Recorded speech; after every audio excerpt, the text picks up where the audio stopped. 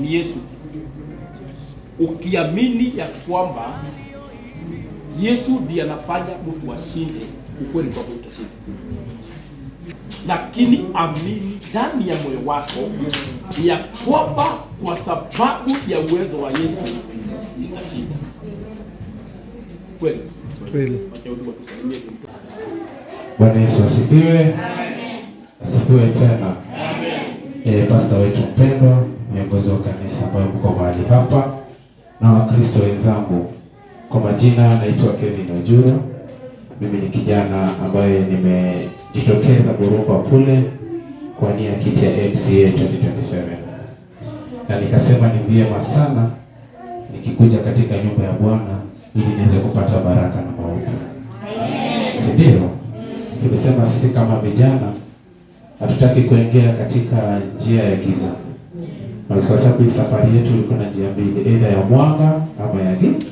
Lakini nikasema kwa sababu mimi nimelelewa katika nyumba ya Bwana, nikasema lazima nitembee kwa nyumba ya Bwana ili niweze kuongea na waumini wa Mungu. Waumini wa Mungu mimi nakuja tu na mabadiliko. Tunataka wakati huu pia tuko na mabadiliko tofauti.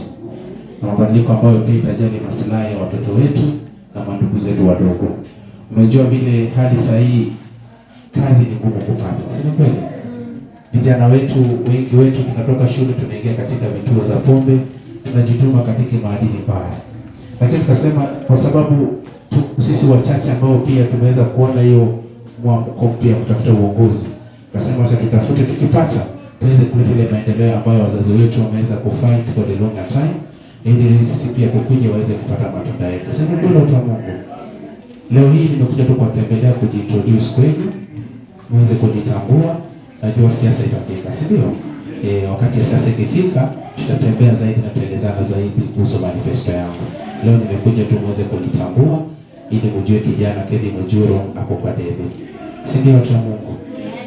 Mimi nawashukuru sana na najua siku moja Mwenyezi Mungu atanibariki na najua mkono wangu utakuwa katika hii kanisa.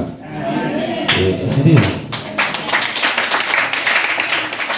Asante sana. Mimi basi nataka tu kuomba maombi. Mniombe. Najua safari si rahisi. Wengi wetu wanataka kutushusha moyo, lakini sisi tunasema yule Mwenyezi Mungu ambaye alinitoa katika nyumba yangu nikatangaze, huyo ndiye ana sababu gani ameniweka katika hii safari. So watu wa Mungu asanteni sana. Najua natembea tu hivi nikitafuta kura. Najua mtafutaji achoki, si ndio? Akichoka shafanya nini? Asanteni sana na Mwenyezi Mungu awabariki.